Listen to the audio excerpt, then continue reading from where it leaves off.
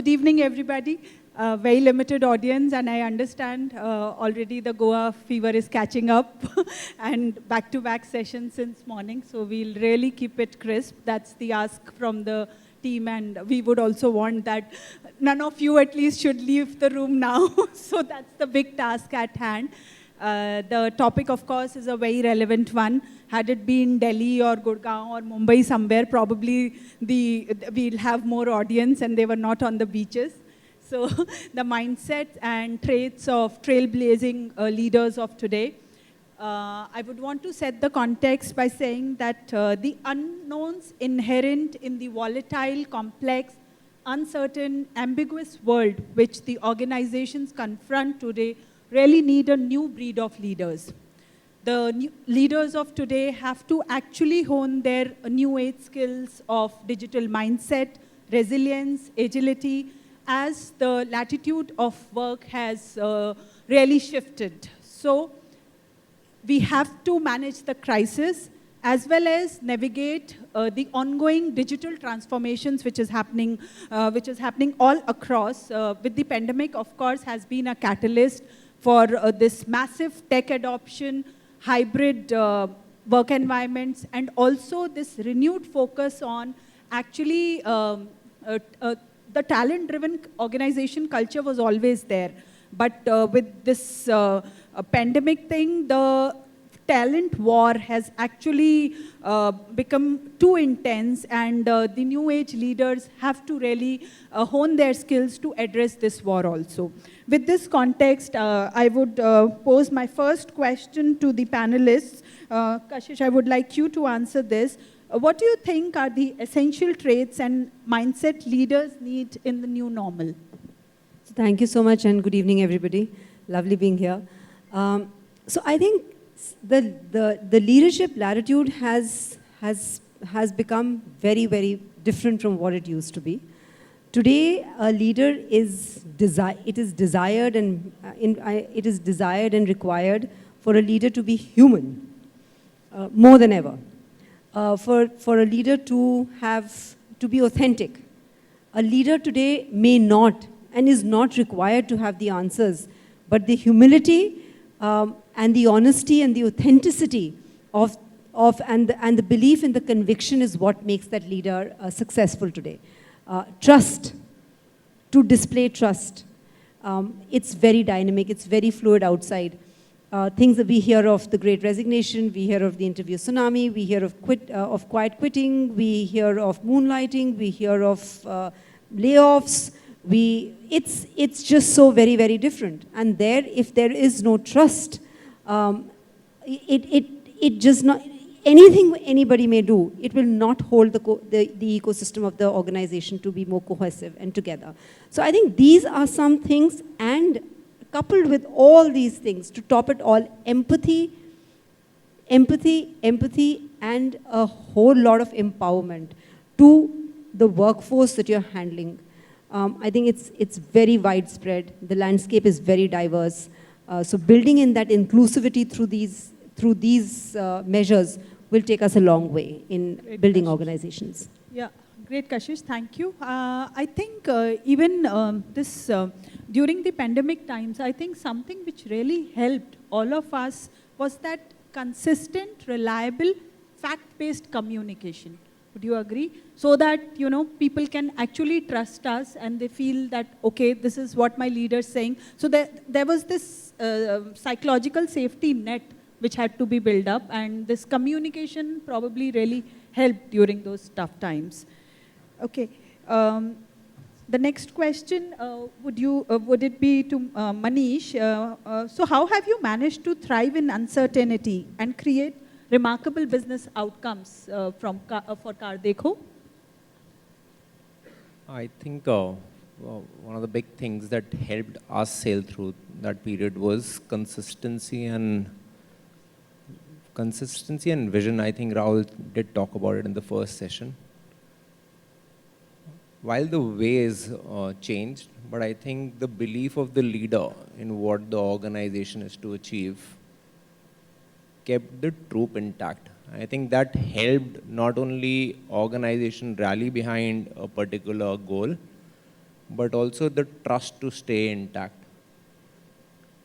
And I think what you broadly said, Radhika, around communication, right? I think it's a big part of driving culture as well. I think we were one of the few startups who didn't really jerk when there was absolutely standstill in business. It took us about 3 months to do a nominal pay cut. But in those 3 months, we had 8 conversations with people, telling them what the revenue lines look like, how the cost lines are moving. And we've probably taken every initiative under the sun to reach where we are. I think the answers came from people. And what that did is that built hope. And we did not cut manpower. We did pay cuts, but we did not really impact people. So what happened when things started to look up in H2, we actually make good of full revenue in 6 months. So organization momentum and rally helped us win in the year of pandemic. I think in those 6 months, what also happened is, like I said, the change on ways of working. And technology did help bring people along. But I think a lot of change also happened in talent practices.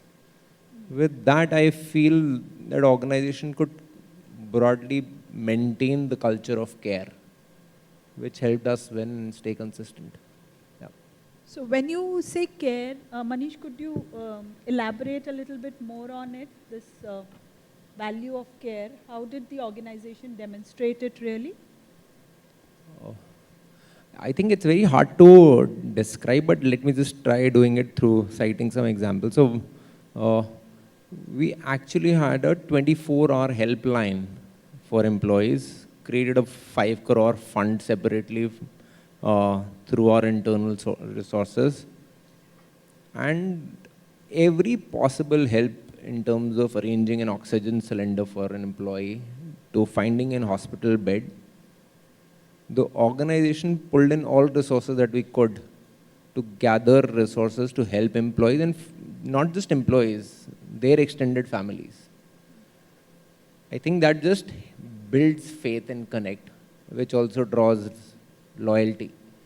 I think hence, when people talk about great resignation, it doesn't really bother, because I think the year of pandemic, a lot of people said that there were lesser opportunities available. We roughly bled about 22% on attrition, with hypo attrition at 3.5%. The year next to that was 28%, with hypo at about 4.2%. And right now we are also trending better than what the industry is. So I don't think there was any one action. It was consistency in your actions which helped build that. Great, thank you. Moving on, we are talking so much about digitalization these days, and especially pandemic definitely has been a catalyst to this. So, Kartik, I would ask you this question: how hard it is to keep up with the pace of digitalization, and what are some of unique leadership challenges of the present times? Yep. So, I think I don't think it was a matter of choice, especially in the last 2 years.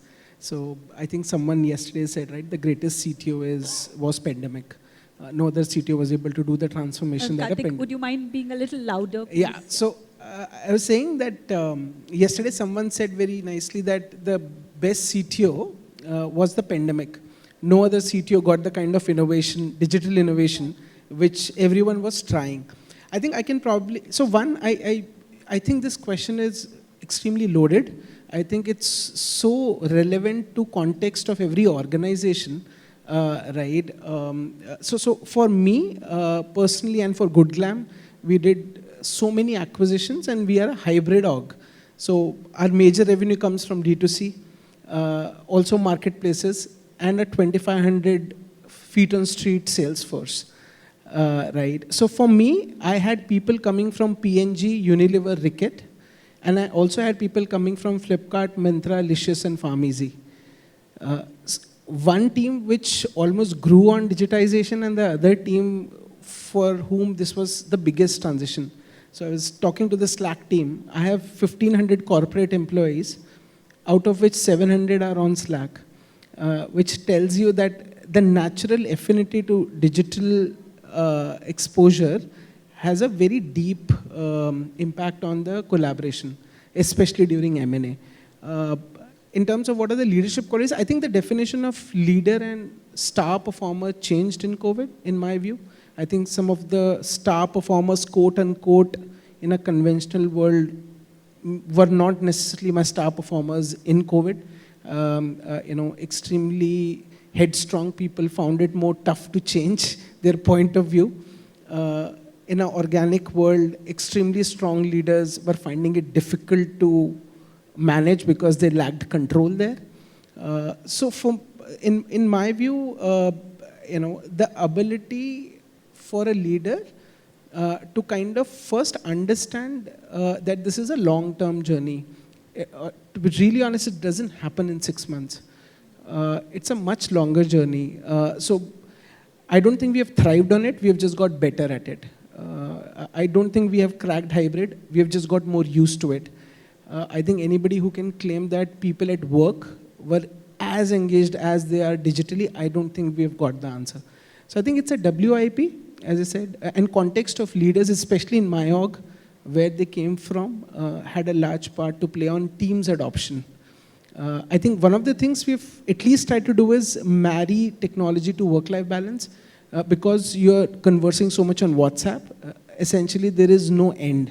So even at 10 o'clock, you don't know if it's a personal message or an official message. But if people are adopting Slack, you clearly know that no response on WhatsApp from office is going to be responded. So at least building in things that people could have a meaningful answer to, why should I move to Slack? So that you will not get a response if you're messaging at wee hours. So we had to really bring in some meaningful interventions for it to really work. Great. Thank you. I think to conclude, some of the skills which everybody has talked about and we all really know about it, I think something which has really become relevant in the present times is the agility of the leader. And what we all have to do is, because we have to manage these crises, so we have to also just keep pace with the existing technology and what is new coming in the market and keep up our learning curve. I think with this note, I would want to end, and if there are any quick questions from the audience to any of the panelists, we would be happy to take it. Otherwise, we close the session.